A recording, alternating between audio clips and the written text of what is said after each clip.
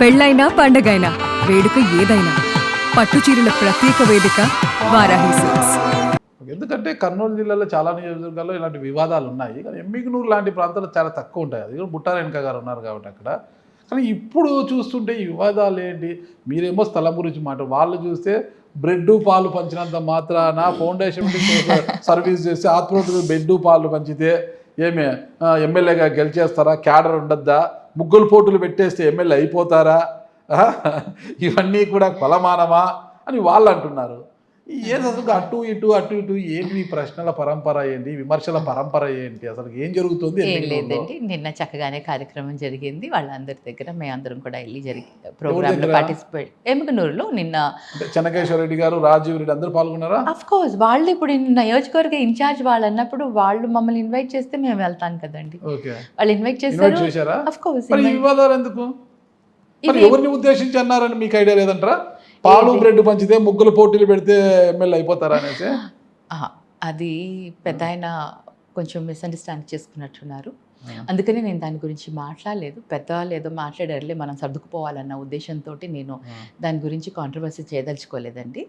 Main ఎమ్మెల్యేగా ఉన్నప్పుడు అప్పుడు మేము చేస్తున్న కార్యక్రమాలు కానివ్వండి, అదే ఫౌండేషన్ ద్వారా కార్యక్రమాలని కంటిన్యూ చేస్తున్నాం కాబట్టి ఫౌండేషన్ ద్వారా మీరు చేసే కార్యక్రమాలు చేసినా కూడా మీరు ఎమ్మెల్యే కాలేరేమో, మీరు ఫౌండేషన్ అనేది కర్నూలులో పెట్టుకుంటే 10 మందికి ఉపయోగపడుతుంది కదా అని ఆయన సజెషన్ ఇవ్వడం జరిగింది. పెద్ద ఆయనగా ఆయన చెప్పారు, మేము విన్నాము, అయిపోయింది. ఇంకా దాని గురించి మేము మాట్లాడదలుచుకోలేదు. రాజీవ్ రెడ్డిని ఇన్ఛార్జ్గా ప్రకటించినప్పటి నుంచి బుట్టా రేణుక గారు అసహనంతో రగిలిపోతున్నారు. జగనన్న పార్లమెంట్ అంటే లోపల అన్నా కూడా పైకి మాత్రము ఎమ్మిగను వదులుకోకూడదు. ఇక బుట్టా రేణుక గారు, రుద్రగౌడు, ధరణి రెడ్డి, రాంపురం ధరణి రెడ్డి వీళ్ళంతా ఒక జట్టుగా ఏర్పడి చెన్నకేశ్వర రెడ్డి మనోడు రాజీవ్ రెడ్డిని ఇబ్బంది పెట్టాలని చూస్తున్నారు. నో వే, మేము అలాంటి పనులు ఎప్పుడు చేయనండి. ఓకే, జగన్ అన్న ఒక బాధ్యత అప్పు చెప్పారు, రాజీవ్కి ఒక బాధ్యత అప్పు చెప్పారు, నాకు ఒక బాధ్యత అప్పు చెప్పారు. అది మా బాధ్యతలను మేము సక్రమంగా నెరవేర్చుకుంటూ ముందుకు వెళ్ళి మా చేసే పని విధానం బట్టి మళ్ళీ జగనన్న డిసైడ్ చేసుకుంటారు. కానీ నేను వెళ్ళి ఎవరినో ఇబ్బంది పెట్టడం, నేను వెళ్ళి ఇంకొకరిని చేయడం చాలా తప్పు. వర్గాలు మేము కూడబెట్టట్లేదండి. ఏంటంటే అలాంటి అందమైన బొమ్మ ఆడ Emmiganur municipal vice chairman Nazir Ahmed మీకు చాలా చక్కటి అందమైన చిత్రాన్ని బహుకరించారు కదా, మరి రాజీవ్ రెడ్డికి అలాంటివి ఇచ్చారా? మళ్ళీ ఇస్తారేమో. ఇప్పుడు ప్రస్తుతానికి నేనున్నాను కాబట్టి నాకు ఇచ్చారు. ఆయన ఇన్ఛార్జ్ కదా, చక్కటి చిత్రపటం మీకు బహుకరించారు కదా, అది ఎందుకు మీకు ఇచ్చాడు? నేను ఇన్ఛార్జ్ కాబట్టి నాకు ఇచ్చారు. ఇప్పుడు నేను పార్లమెంట్ ఇన్ఛార్జ్, బట్ స్టిల్ వాళ్ళు నా కార్యకర్తలే అవుతారు, నా క్యాడరే అవుతారు కాబట్టి ఇచ్చారు. రాజీవ్ కూడా ఇస్తారేమో ఫ్యూచర్లో. రాజీవ్ అయ్యి ఇప్పుడు 2 months కూడా కాలేదు కదా, జస్ట్ 2 months అనుకుంటా అంతే ఇన్ఛార్జ్ అయ్యి. ఇస్తారు, ఫ్యూచర్ చాలా ఉంది కదండి. ఇప్పుడు నందవరంకు చెందిన విరూపాక్ష రెడ్డి కావచ్చు, శివప్ప గౌడ్ కావచ్చు, ఇక బీజేపీ నాయకుడు మురహరి రెడ్డి కావచ్చు, వీళ్ళందరూ కూడా మీ వెంట ఉన్నారా, రాజీవ్ వెంట ఉన్నారా? నా వెంట ఉన్నారు అంటే, నాతో ఉన్నారు అంటే, మొన్నటి దాకా నేను ఇన్ఛార్జ్ కాబట్టి నాతో ఉన్నారు. ఇప్పుడు కొత్తగా ఇన్ఛార్జ్ అయినప్పుడు వాళ్ళు అక్కడికి వెళ్ళాలంటే వాళ్ళు ఆహ్వానించాలి. వాళ్ళు ఆహ్వానిస్తే వీళ్ళు తప్పకుండా వెళ్తారు. వాళ్ళు ఆహ్వానించాలంటే మీరు వాళ్ళని పంపించాలి కదా అక్కడికి. ఏంటండి చిన్నపిల్లలాగా మీరు మరీ అడగడం క్వశ్చన్? మీరు అక్కడికి వెళ్ళండి. ఒక వర్గంగా ఏర్పడ్డాడు కదా తెలియకుండా, తెరవైన పెద్ద రాజకీయాలు చేస్తున్నారంటే అసలుకి. లేదండి బాబోయ్, గారు ఎమ్మెల్యేగా పోటీ చేయాలి, సామాజిక వర్గం కోటాలో ఖచ్చితంగా తనకు క్యాబినెట్ లో అమాత్యుల హోదా వస్తుంది, అమాత్య పదవి వస్తుందని ఒక ఆశతో కేంద్రానికి వెళ్తే ఏమొస్తుంది, ఏమీ రాదు, ఎంపీ అంతే, 4 ముక్కలు ఇంగ్లీష్లో మాట్లాడుతున్నా చెప్తే ఏముండదు. ఇక్కడైతే క్యాబినెట్లో చోటు తగ్గుతుంది అని ఎలాగైనా ఎమ్మిగనూరు వదులుకోకూడదు, అవకాశాన్ని వదులుకోకూడదు అనేసి మీ వర్గం అంతా మీకు రోజు ఇట్లా బాగా నూరు పోస్తున్నారు. మీరు అందుకే గట్టిగా కూర్చున్నారు ఎమ్మిగనూరులో అంటున్నారు. లేదండి, అదేం లేదు. ఇప్పుడు వర్గం అనేవాళ్ళు నేను చాలా మటుకు నేను అందరికీ నచ్చి చెప్పాను. నేను ఇన్ఛార్జ్గా వచ్చినప్పుడు మీరందరూ నా దగ్గరికి ఎలా అయితే వచ్చారో, ఇప్పుడు అతను ఇన్ఛార్జ్ అయినప్పుడు మీరు అందరూ అతని దగ్గరికి వెళ్ళాలి. యాజ్ ఎ ఎంపీగా ఆఫ్ కోర్స్ మీరు నా దగ్గరికి రావచ్చు, నేను రాకూడదని చెప్పను. ఎందుకంటే ఎంపీగా ఏ నియోజకవర్గం నుంచి వచ్చి ఎంపీ ఇన్ఛార్జ్గా ఏ నియోజకవర్గం నుంచి వచ్చినా కూడా వాళ్ళందరినీ కూడా రిసీవ్ చేసుకోవడం నా బాధ్యత. మిమ్మల్ని నేను కాదనట్లేదు, మీరందరూ కూడా వెళ్ళాలని నేను చాలా చెప్పాను వాళ్ళందరికీ. కానీ వాళ్ళకు పర్సనల్గా వాళ్ళతో ఏ ఇబ్బందులు ఉన్నాయో ఏమో నాకు తెలీదు. వాళ్ళకి మొదటి నుంచి ఏమన్నా ఉన్నాయా, తర్వాత ఏమన్నా ఏర్పడ్డాయా ఏంటి అనేది నేను ఎప్పుడు కూడా పార్లమెంట్ ఇన్ఛార్జ్గా మీరు అందరినీ కోఆర్డినేట్ చేయాలి కదా, సమన్వయం చేయాలి కదా. మీరు అట్లా మీ వర్గాన్ని మీరు పక్కన పెట్టుకుంటే ఇలా మీకున్న బాధ్యత ఏంటి? మీ పార్లమెంట్లో వర్గాలు లేకోకుండా చేయడమే మీ బాధ్యత. అందరినీ కలుపుకొని పోతేనే మీకు గంపగుత్తగా ఓట్లు వస్తే గెలుస్తారు. వర్గాలు ఉండకూడదు, వర్ణాలు ఉండకూడదు, కులాలు మతాలకు అతీతంగా మీరు చేయాలి. మరి మీ వర్గం అంటే సపరేట్ అయిపోయింది కదా ఇక్కడ. లేదండి, స్టిల్ నాకంటూ వర్గం అలా ఏం లేదు, అందరూ నా వాళ్ళే. నా దగ్గర వచ్చేవాళ్ళు, నా దగ్గర రాని వాళ్ళు, నా దగ్గర ఉన్నా లేకున్నా అందరూ నా వాళ్ళే. నేను ఎంపీగా ఉన్నప్పుడు కూడా అందరికీ చేశాను, ఇప్పుడు కూడా నియోజకవర్గంలో కూడా సమన్వయకర్తగా ఉన్నప్పుడు కూడా అందరికీ చేశాను. ఇప్పుడు కూడా ఎవరు వచ్చినా రాకున్నా చేసినా ఒక బాధ్యతలో ఉన్నాను కాబట్టి నా దగ్గరికి ఎవరు వచ్చినా చేస్తాను, ఎవరు ఏం అడిగినా చేస్తాను. క్యాడర్ అనేది ఒకప్పుడు బుట్టా రేణుక గారికి క్యాడరే లేరంట కదా అనేవాళ్ళు.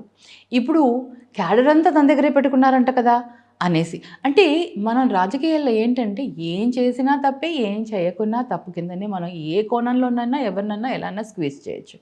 బట్ నా ఉద్దేశం ఏంటంటే జగనన్న పార్టీ పరంగా పార్టీ అధినేత కొన్ని క్రమశిక్షణ విధానంలో మనం వెళ్ళాలి. మనం చేయగలిగిన పనులు మనం చెయ్యాలి. ఎక్కడ కూడా కాంట్రవర్సీస్ ఉండకూడదు. నిన్న కూడా ప్రోగ్రాంలో నేను మార్నింగ్ పత్తికొండ వెళ్ళాను, నిన్న ఈవినింగ్ ఎమగనూరు వెళ్ళాను, ఈరోజు మార్నింగ్ మళ్ళీ కోడుమూరు వెళ్ళాను. నియోజకవర్గ ఎమగనూరు నుంచి కోడుమూరుకు వచ్చాను, మరి కోడుమూరు నుంచి కర్నూలుకు వచ్చాను. నా బాధ్యత నేను నిర్వర్తిస్తున్నాను. నేను ఒక ఎంపీ ఇన్ఛార్జ్గా అన్ని నియోజకవర్గాలు తిరగాలి కాబట్టి అన్ని నియోజకవర్గాలు తిరుగుతుంది మీ బాధ్యత. కానీ డిస్టర్బెన్స్ ఎందుకు వస్తుంది? ఎవరిని అర్థం చేసుకోలేకపోతున్నారు? మీరు వాళ్ళని అర్థం చేసుకోవడం లేదా, వాళ్ళు మిమ్మల్ని అర్థం చేసుకోవడం లేదా? ఎవరి వల్ల ఎవరికి ఇబ్బంది? అది ఏం లేదండి, సమయం కొంచెం ఓపికగా ఉంటే సమయం దాన్ని సర్దుబాటు చేస్తుందని నేను అనుకుంటాను. మనకు కొంచెం సహనం అనేది ఉండాలి. ఆ సహనం అనేది ఉంటే సమయమే సర్దుబాటు చేస్తుంది. ఆల్రెడీ ధర్ని రెడ్డి జగన్మోహన్ రెడ్డి గారి దగ్గరికి వెళ్ళి అల్టిమేటం జారీ చేశారు కదా, రాజీవ్ రెడ్డికి టికెట్ ఇస్తే నేను స్వతంత్ర అభ్యర్థిగా బరిలో దిగుతా. మా దగ్గర సీనియర్లు ఉన్నారు, రుద్రగౌడ్ ఉన్నారు, బుట్టా రేణుకా గారు ఉన్నారు, వారికి ఇవ్వండి, ఇస్తే మేము సపోర్ట్ చేసి గెలిపిస్తాం. కాదు కూడదని రాజీవ్ రెడ్డికి ఇస్తే నేనే బరిలోకి దిగుతా, స్వతంత్ర అభ్యర్థిగా నిలబడతానన్నారు. దాన్ని ఒక పార్లమెంట్ ఇన్ఛార్జ్గా మీరు ఒప్పుకుంటారా దాన్ని? ధరణి అభిప్రాయం ధరణిది, అది ఇండివిజువల్ అభిప్రాయం అండి. పార్టీ పరంగా ధరణి పార్టీ నాయకుడు కదా ధరణి రెడ్డి, ఒక ఎమ్మెల్యే కుమారుడు, నాయకుడు. కానీ మీరు చెప్పాలి ధరణి రెడ్డి గారు చెప్పారా ధరణి అలా మాట్లాడకూడదు, మీరు అలా మాట్లాడకూడదని నేను ఎవరికి చెప్పలేను. ఎందుకంటే పార్లమెంట్ ఇన్ఛార్జ్ మీరు చెప్పాలి కదా, మీ బాధ్యత అది. పార్టీ లైన్ దాటకూడదు కదా. పార్టీ లైన్ దాటకూడదని చెప్పాల్సింది పార్టీ ప్రెసిడెంట్, ఏదైతే డిస్ట్రిక్ట్ ప్రెసిడెంట్ ఉన్నారో మళ్ళీ పార్టీలో హైకమాండ్ ఉంటారో వాళ్ళు చెప్తారు. యాజ్ అ పార్లమెంట్ నియోజకవర్గ సమన్వయకర్తగా నా బాధ్యతలు ఎంతవరకు అంతే చూస్తారు. ఎందుకంటే ఇవన్నీ పార్టీ హైకమాండ్ దగ్గర ఉంటాయి. వీటి గురించి మాట్లాడే అధికారం కానీ, ఆ రైట్ కానీ, ఆ హక్కు కానీ ఒక పార్లమెంట్ ఇన్ఛార్జ్గా నాకు ఉండదు. నేను పార్టీ ప్రెసిడెంట్, డిస్ట్రిక్ట్ ప్రెసిడెంట్ అయితే అప్పుడు నాకు ఉంటుంది. నేను పార్టీ డిస్ట్రిక్ట్ ప్రెసిడెంట్ కాదండి, నేను ఓన్లీ పార్లమెంట్ ఇన్ఛార్జ్ని. సో మిమ్మల్ని మార్చడానికి బలమైన కారణం ఏంటి అసలు? చెన్నకేశవరెడ్డి గారికి ఆయనకి మనవడి పైన అభిమానంతో మనవడిని తీసుకొని రావాలి అన్న ఒక కోరిక, దాంతో ఆయన వెళ్ళి రిక్వెస్ట్ చేసుకోవడం జరిగింది. మరి ఆయన ఎన్నో రోజుల నుంచి పార్టీలో ఇదిగా ఉన్నారు కాబట్టి పెద్ద ఆయన మాటకు ఆయన రిక్వెస్ట్ని జగనన్న ఓకే చేశారు కాబట్టి ఆయనకు టికెట్ ఇవ్వడం జరిగిందని. చెన్నకేశవరెడ్డి గారికి మనవడి మీద ఉన్న అభిమానము జగన్మోహన్ రెడ్డి గారికి ఈ సోదరి బుట్టమ్మ మీద లేదంటారా? అది రక్త సంబంధం. నాకు వాళ్ళది రక్త సంబంధం. అవును, వాళ్ళది రక్త సంబంధం కాబట్టి వాళ్ళు కానీ జగన్మోహన్ రెడ్డి గారికి ఆయన చాలా క్లోజ్గా ఉన్నారు. ఆయన నేను ఉన్నాను కానీ ఆయన చాలా అంటే యాక్చువల్లీ చెన్నకేశవరెడ్డి గారు కనుక వయసు మీద పడి ఉంటే ఆ టికెట్ ఆయనకే ఉండేది. ఖచ్చితంగా. అలాంటప్పుడు నా కుటుంబానికే కావాలని నాకు వయసు వచ్చింది కాబట్టి నాకు వద్దన్నారు కదా, నా కుటుంబానికే ఇవ్వండి అనేసి ఆయన వెళ్ళి అడగడం, దానికి జగనన్న ఓకే చేయడం జరిగింది. మీ అంతేకాని వెంట ఉన్న క్యాడర్ ఏం కోరుకుంటున్నారు? మీరే అక్కడ నా ఉండాలనుకుంటున్నారు? దగ్గర అంటే క్యాడర్ ఆబ్వియస్లీ నేను కావాలని కోరుకుంటారు, వాళ్ళు కోరుకుంటున్నారు కూడా అక్కడ క్యాడర్ నేను ఉండాలని. కానీ అధిష్టానం నిర్ణయాన్ని మనం కాదనిలేం కాబట్టి క్యాడర్కి నేను నచ్చి చెప్తున్నాను, అది కాదు పద్ధతి. మన అధిష్టానం, మన ప్రెసిడెంట్, మన అధ్యక్షుల్ని మనం గౌరవించాలి కాబట్టి ఆయన ఏ పదవి ఇచ్చినా మనం దాన్ని స్వీకరించాలి, దానికి అనుగుణంగా మనం ముందుకు వెళ్ళాలి. పార్టీలో ఎటువంటి విభేదాలను తీసుకురాకుండా మనం ముందుకు వెళ్ళాలని నేను నా క్యాడర్కి చెప్తున్నాను.